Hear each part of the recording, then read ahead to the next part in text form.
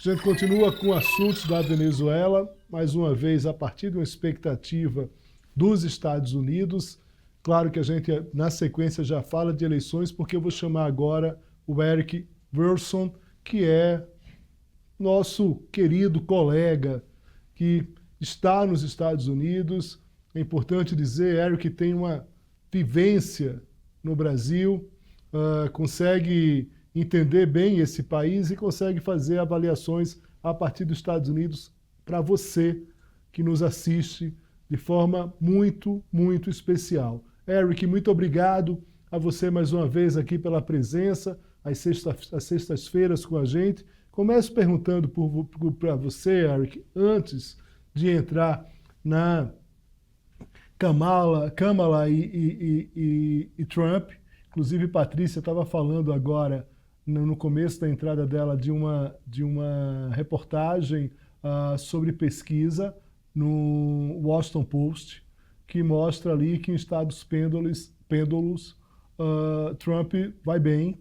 Mas eu queria primeiro falar sobre essa questão da Venezuela. Por que isso importa nos Estados Unidos, Eric? Mais uma vez, muito obrigado. Boa tarde, boa sexta-feira, Leo. Veja, a situação da Venezuela é de extrema importância para os Estados Unidos pelo seguinte. Desde o Chávez, houve quase 500 mil de imigrantes, uma parte ilegal, uma outra parte ilegal, venezuelanos que emigraram nos Estados Unidos. Então, hoje em dia, é um bloco de votos importantes, sobretudo no sul da Flórida, onde a maioria se concentra.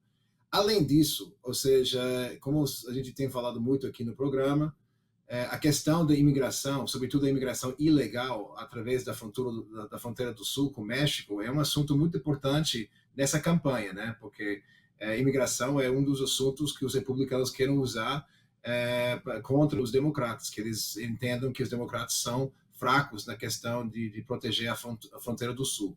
E se houver muita revolução e muita muvuca e muita turbulência na Venezuela, evidentemente isso vai impactar diretamente na fronteira do sul, com muitos venezuelanos saindo pela Venezuela, passando por Colômbia, Panamá e subindo pelo México até chegar na fronteira. Isso pode exacerbar essa questão que existe lá na fronteira. Então, quer dizer, os Estados Unidos estão de olho, muito perto nessa situação. O Tony Blinken, que é o secretário de Estado, o nosso ministro de Relações Exteriores, ele disse há poucas horas, menos de ontem à noite, né, que eles reconhecem que a oposição de González ganhou essa eleição. Eles assim foram fornecidos por informações da oposição, mostrando claramente que houve uma vitória pela oposição.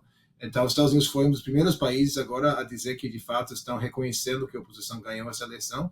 Mas isso é uma coisa muito delicada, né? Porque, número um, grandes aliados dos Estados Unidos ficam nos dois lados, tipo nos três lados, né? O Brasil no sul, mas principalmente da Guiana e a Colômbia, que são dois grandes aliados por razões diferentes. A Colômbia na guerra contra o narcotráfico e Guiana, evidentemente, um grande parceiro de energia, né? De petróleo. Então, por causa disso, ou seja, eles também entendem que qualquer turbulência na Venezuela pode impactar diretamente a estabilidade desses dois países também, né? Ou seja, então esses dois países também estão se preparando para receber muitos imigrantes que estão pensando em sair da Venezuela. E evidentemente, ou seja, não vai ser um impacto imediato, mas muita gente sai da Venezuela tentando entrar ou via meios legais ou ilegais nos Estados Unidos também pode ter um impacto nessa campanha eleitoral. Então, por um lado, o Biden e a administração do Biden, Tony Blinken, que é o nosso secretário de Estado, eles estão conscientes de toda essa dinâmica geopolítica, regional e também essa dinâmica na campanha presidencial aqui nos Estados Unidos. Muito bem, Eric, falando em campanha presidencial nos Estados Unidos, a Kamala foi confirmada, né, oficialmente aí como candidata, mas tem uma expectativa para que nas próximas horas ela defina o nome do vice-presidente da chapa dela. Qual é esse cenário em relação ao vice-presidente? Bom, veja, normalmente quem está no lugar número 2, ou seja, numa chapa presidencial, tanto para republicano quanto democrata, geralmente não é tão importante. este ano está sendo muito mais importante pelo seguinte, porque tem muita gente, mesmo no lado dos republicanos, que estão pensando que o Trump fez uma escolha errada. Essa escolha do J.D. Vance, ou seja, está criando mais problemas. Inclusive, o Trump deixou de defender. Ele está dizendo agora que quem está número 2 não importa. Está, acho que um pouco de remorso por ter escolhido o J.D. Vance. Então, portanto, muita gente isso está dando mais importância para a escolha da Kamala, né? Então, existem basicamente 6 candidatos que está na disputa, ou seja, basicamente esse processo de fazer o diligenciamento, ou seja, de ver se tem algum esqueleto assim, no passado que pode vir à tona durante a campanha. Esse processo já concluiu, já eliminou um candidato que era o governador da Carolina do Norte. Ele decidiu que não ia sair, provavelmente porque teve algum problema que eles descobriram que ia ser problemático no futuro. Então, basicamente, ficou quem? Ficou Pete Buttigieg, que é o atual secretário de Transportes. Existe o Mark Kelly, que é o senador de Arizona, que é ex-astronauta, ex-piloto das Forças Armadas. Tem o governador de Pennsylvania, que é o Josh Shapiro, que Pennsylvania é um estado pêndulo extremamente chave. Pennsylvania é um estado que faz parte de todos os planos, tanto dos republicanos quanto dos democratas, para ganhar a eleição. Tem o governador de Minnesota, Tim Walz, e tem o governador de Kentucky, que chama Andy Beshear. Esses são 6 nomes que está todo mundo pensando que vai ser um deles, né? E cada um tem, sabe, seus pontos positivos e seus pontos negativos, mas, ou seja, dentro de talvez até sábado, domingo, a gente vai saber. Existe já um evento marcado para Filadélfia na terça-feira, em Filadélfia, onde já está publicado que a Kamala vai fazer campanha, vai fazer um comício, ou seja, com o número 2 dela. Então, até o fim de semana, até segunda-feira, já teria falado quem seria. Então, esse fim de semana é o fim de semana que ela está realmente escolhendo. Houve 3 nomes, 3 pessoas, o Walz, o Beshear e o Josh Shapiro, que cancelaram todos os eventos para esse fim de semana. Então, significa que os 3 estão indo para encontrar com Kamala para ter a entrevista final. Então, vamos saber daqui a pouco. Muito bem. Eu estou procurando essa pesquisa aqui que a Patrícia falou, Eric. Eu posso estar enganado, mas eu acho que ela citou o Washington Post aqui. Eu estou entrando no Washington Post aqui. Estou vendo aqui a Kamala segurando aqui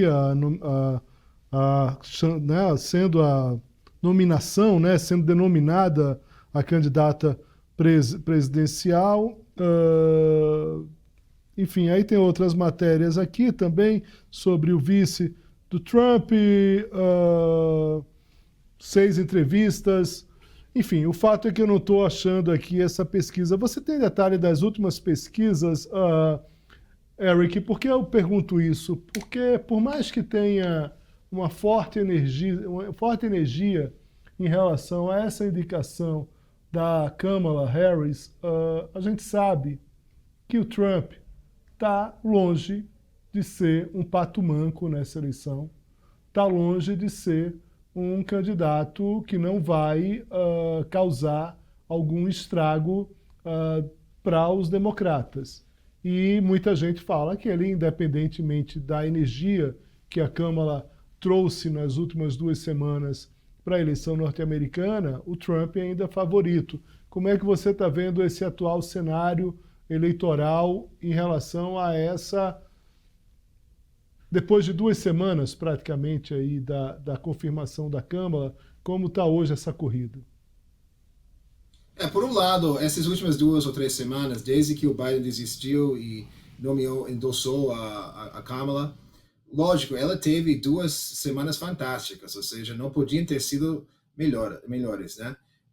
Mas, como acho que essa pesquisa do Washington Post está mostrando, ainda o Trump está levemente, acho que essa diferença entre o Biden e o Trump, a maioria dessas pesquisas que foram realizadas depois da Kamala anunciar, ou depois da Kamala ser endossada pelo Biden, basicamente mostra que ainda existe uma leve diferença, apesar de que a diferença, o gap é um pouco menor, né?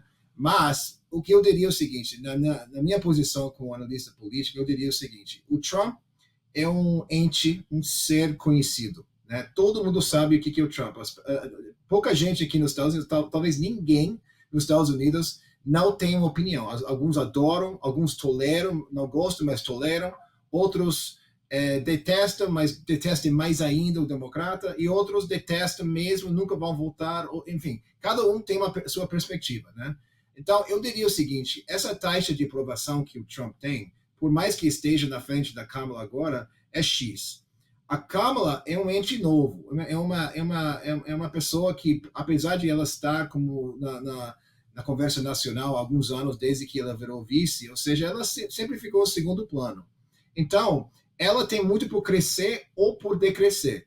Então, assim, eu diria o seguinte, se a maioria das pesquisas mostram que, na média, que o Trump está em 47 e a Kamala 45, 46, eu diria que o grande risco para o Trump é que ele não vai conseguir subir muito mais de 47. Talvez 48, mas assim, 47, 48. A Kamala tem muito por crescer. Agora, também, isso não significa que vai crescer, significa que ela tem que mostrar quem é. Então, por isso está todo mundo muito feliz com essas últimas 2 semanas, porque ela fez tudo correto e agora vai vir a primeira grande decisão da campanha dela, que é escolher o vice.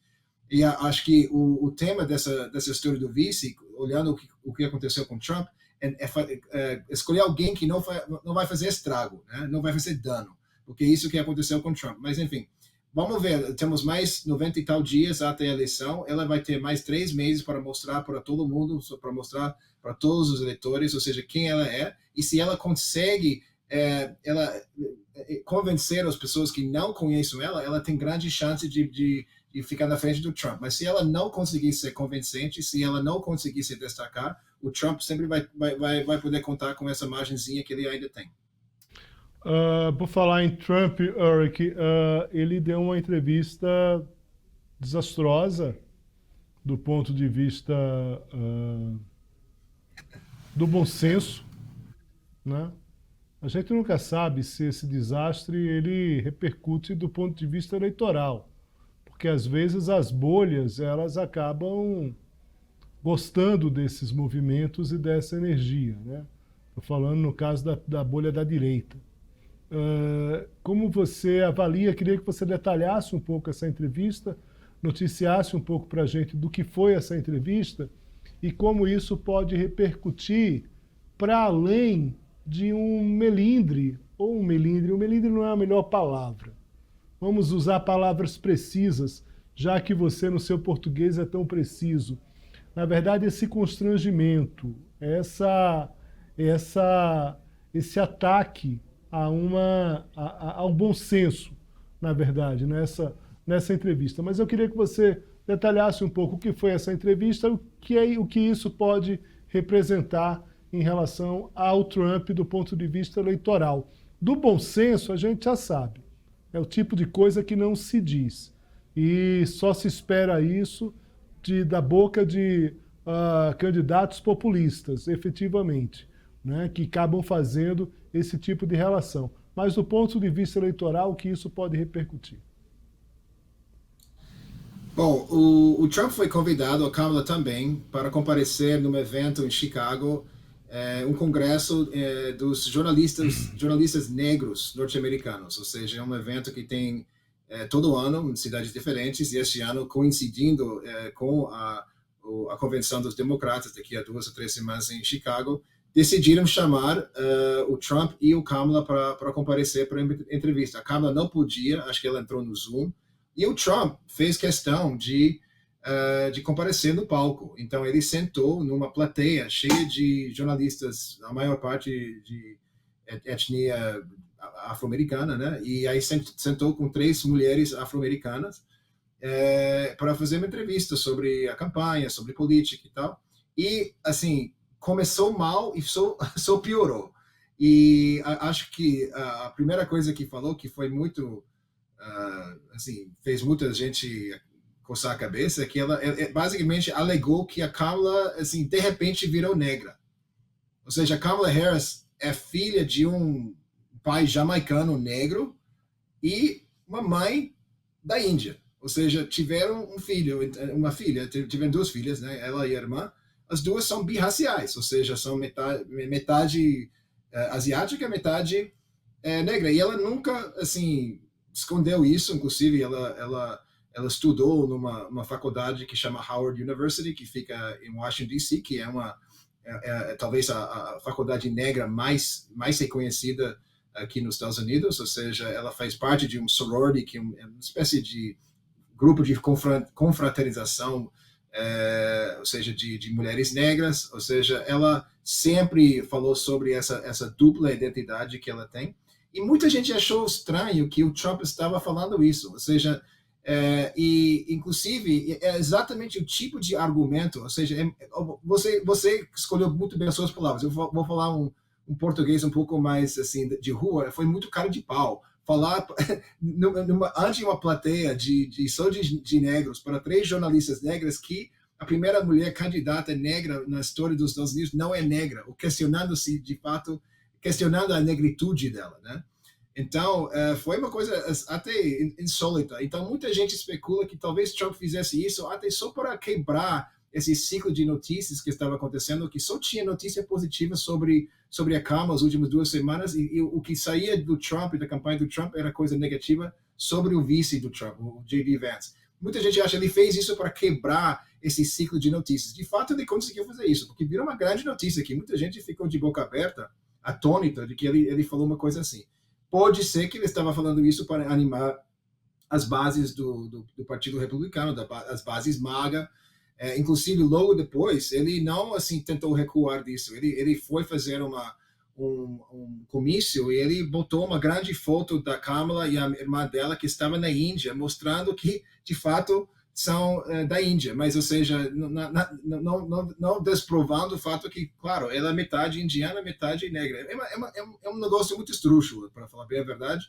Mas, de fato, se ele queria, o objetivo dele era quebrar o ciclo de notícias, ou seja, ele conseguiu quebrar. Agora, se isso vai ter alguma repercussão eleitoral, não se sabe. Mas uma coisa que, com certeza, muita gente especula. Se o Trump, se ele não sabe como debater a Kamala nas políticas, etc., e ele começa já a tornar esse negócio uma coisa sobre raça e identidade, isso pode ter o efeito contrário, no sentido que vai motivar muitos eleitores negros, esse mesmo grupo de eleitores que votaram o Obama na Casa Branca em 2008, isso pode motivar muita gente, ou seja, negros e hispanos e outras populações não brancas, a votar nos democratas. E isso pode ter uma repercussão enorme no mapa eleitoral. Isso pode colocar em jogo estados onde tem uma grande população negra dormente no sentido de que normalmente não vão às urnas, mas se eles sentem ameaçados ou sentem que